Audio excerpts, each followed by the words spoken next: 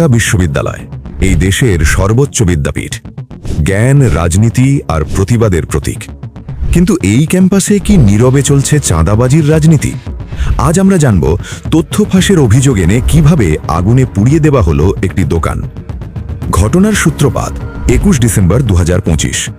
ডাকসু সদস্য সর্বমিত্র চাকমা ও proctorial team Dhaka বিশ্ববিদ্যালয়ের library সংলগ্ন গেট থেকে বেশ কয়েকটি অবৈধ স্ট্রিট ফুড কার্ট জব্দ করে। জব্দকৃত দোকানগুলোর মধ্যে একটির দোকানদার ছিল হাসান নামের এক ব্যক্তি। হাসান নিজেকে দোকানের কর্মচারী পরিচয় দেন এবং দোকানের মালিক হিসেবে দুইজনের নাম জানান।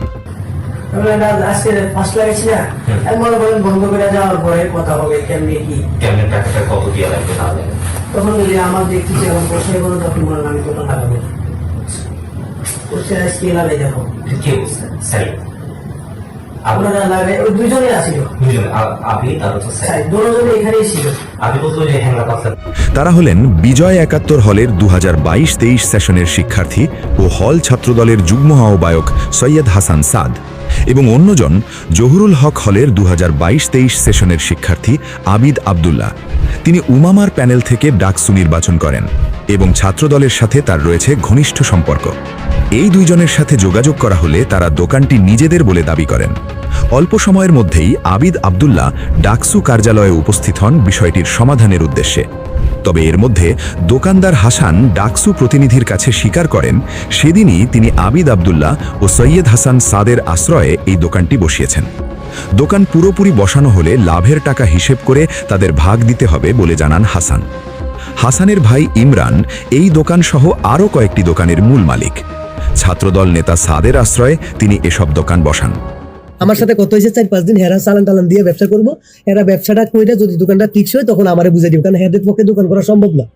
একটা লোক হেরা জীবনের দোকানে 2-3 ঘন্টা খাই থাকার মতো লোক নেই, সেটা যেটা যার হেদের হচ্ছে পড়াশোনা, হেদের হচ্ছে হেরা দোকানের ভিতরে একটা জায়গায় 3 ঘন্টা খারাই থাকে জীবনও থাকবে না। হেরা চাইতেছে যে আপনার 4-5 দিন ধরেন 4-5 দিন হেরা করে কোনোরকম দোকানটা গুজগাছ করে দিয়ে মানে যাতে আমরা না উঠাই সবকিছু করার পরে লাগলে আমাদের যে তখন তো একটা যে কোনো কথা বইলেই দিব, মাগনা দিবে না, তখন তো 500 টাকা তো নিবে, আমার 1 টাকা না তখন তো নিবে। কিন্তু কত হচ্ছে এটা, কিন্তু এই ফার্স্ট টাইম আপনি যারাই জিজ্ঞান আমি আমার জীবনে এই কাজটা কেন করছি জানেন? আমি আপনাদের খোলাখালি বলি, দোকান করে রুবেলের চাস্তো ভাই দোকান আর একটা দোকান বসা দিয়েছে রুবেল রাব্বিরে দিয়া, সম্ভবত আমি যেটুকু শুনছি, আমি কোনদিন কেউ বলতে পরে। কিন্তু যখন একটা রাত্রে 15 মানুষ সামনে সবাই সামনে আমাকে অপমানি করছে, আমাকে আর কয়জন দিয়ে দোকান নিয়ে আমি এখানে দৌড়াতো নাই শোনাতো না, আপনারা দুজন স্বাস্থ্য থাকতো ভাই ঝামেলা কেন আমি গাড়ি গেলে শুনুন। পরে এই জিদ্দে হেরা যখন কইছে পরে আমি রাজি, আমি ঠিক আছে আমার গাড়ির উপরে এসে লোক। অন্যদিকে রুবেল নামে আরেক দোকান মালিকের তত্ত্বাবধানে চলে বেশ কয়েকটি দোকান। প্রক্টোরিয়াল টিম ও ডাকসুর অনুসন্ধান সংক্রান্ত কাজে সর্বমিত্র চাকমা রুবেলের সাথে যোগাযোগ করেছিলেন। এর প্রেক্ষিতে সাদের আশ্রয়ে গড়ে ওঠা দোকানের মালিক ইমরান ছত্রদল নেতা সাদ ও আবিদ আবদুল্লার কাছে রুবেলের নামে অভিযোগ করেন। ইমরান তাদেরকে বলেন রুবেলই ছাত্রদলের চাঁদাবাজির তথ্য ডাকসুকে দিয়েছে।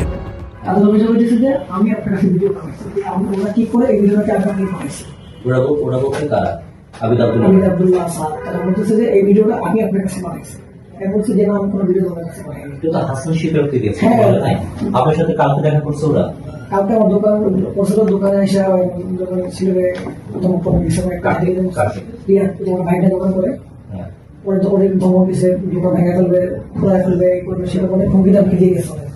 কথা বলতেছে যে এই 3 মাস চলে আসবে, তারপরে বুঝে কি বলছে ওরাই বলে 3 মাস চলে আসতেছে, আমরা একটু থাকবো। গতকালকে কখন বলছে? এখানে গতকালকে বলছে আমার দোকানে টাকা পড়ছে, আমি তো সামনে যাই। আর ইমরানের এই উস্কানিতে ক্ষুব্ধ হয়ে ছাত্রদল নেতা সাদ ও তার সঙ্গী আবিদ আবদুল্লাহ সহ তাদের ছেলেপেলেরা রুবেলের দোকানে হামলা করে।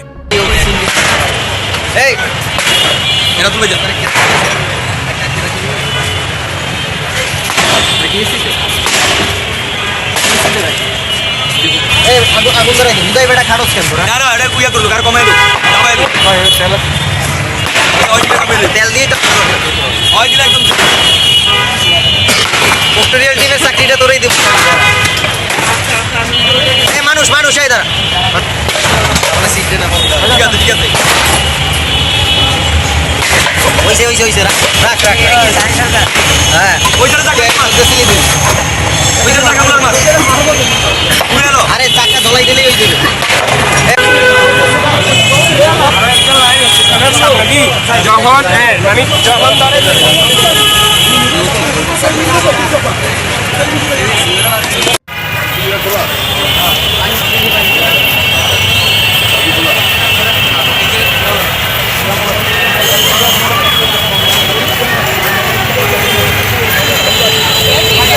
ঢাকা বিশ্ববিদ্যালয়ের টিএসসি এলাকায় রুবেলের দোকানে আগুনও দেওয়া হয়। প্রত্যক্ষদর্শীদের ভাষ্যমতে আবিদ ও সাদের লোকজন দোকানটি পুড়িয়ে দেয়। দোকান পুড়িয়ে দেওয়ার সময় তাদেরকে একটি ফোনে কথা বলতে দেখা যায়। ফোন কলে অপর পাশ থেকে বলা হয় পুড়িয়ে দাও।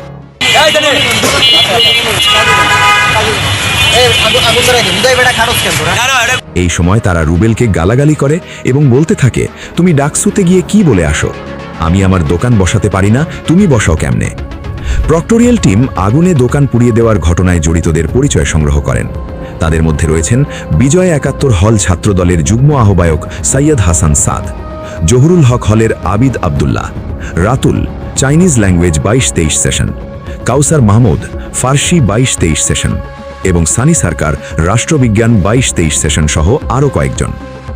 পরবর্তীতে বিষয়টির সুরাহার আশায় ছাত্রদলের কিছু ঊর্ধ্বতন ব্যক্তির সাথে যোগাযোগ করেন দোকান মালিক রুবেল। কিন্তু অভিযোগ রয়েছে বিজয় ৭১ হল ছাত্রদলের নেতা সাদ আবারও তার সঙ্গী আবিদ আবদুল্লাহকে সঙ্গে নিয়ে রুবেলকে ডেকে হুমকি দেন। তাকে বলা হয় আবার দোকান বসালে আবারও আগুনে জ্বালিয়ে দেওয়া হবে। এইভাবেই অভিযোগ উঠেছে চাঁদা দিতে রাজি না হলে অথবা চাঁদাবাজির বিরুদ্ধে কোনো তথ্য দিলে ভয়ভীতি, হুমকি এবং জ্বালাও পোড়াওর মাধ্যমে ঢাকা বিশ্ববিদ্যালয়ে দোকান দখলের রাজনীতি চলছে। প্রশ্ন একটাই, এই ঘটনার বিচার কি আদৌ হবে, নাকি নীরবতাই হয়ে থাকবে সবচেয়ে বড় অপরাধ আর রাজনৈতিক প্রভাব খাটিয়ে শিক্ষাঙ্গনে চলবে চাঁদাবাজি?